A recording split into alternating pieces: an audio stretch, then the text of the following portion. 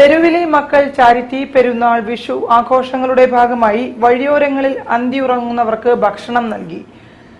സലീം വട്ടക്കിണർ ഉദ്ഘാടനം നിർവഹിച്ചു. ചാരിറ്റി സംഘടനാ പ്രവർത്തകർ നേതൃത്വം നൽകി.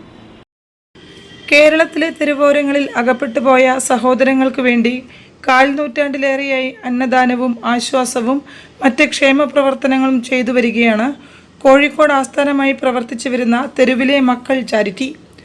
കോഴിക്കോടിൻ്റെ തെരുവീഥികളിൽ ഒരു നേരത്തെ അന്നദാനത്തിൽ ആരംഭിച്ച ഈ പ്രവൃത്തി ശാസ്ത്രീയമായ രീതിയിൽ ഇന്ന് കേരളത്തിലെ വിവിധ ജില്ലകളിൽ ഫുഡ് ബാങ്ക് എന്ന സംവിധാനത്തിലൂടെയാണ് നടപ്പിലാക്കി വരുന്നത്.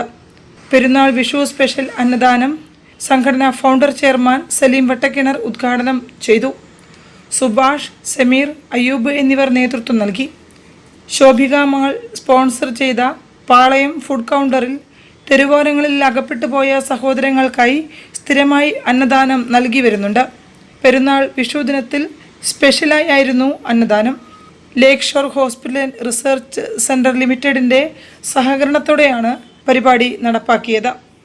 News bureau, Kozhikode. Akbar Holidays, Akbar Study Abroad എന്നിവയുടെ പുതിയ ഓഫീസ് പ്രവർത്തനം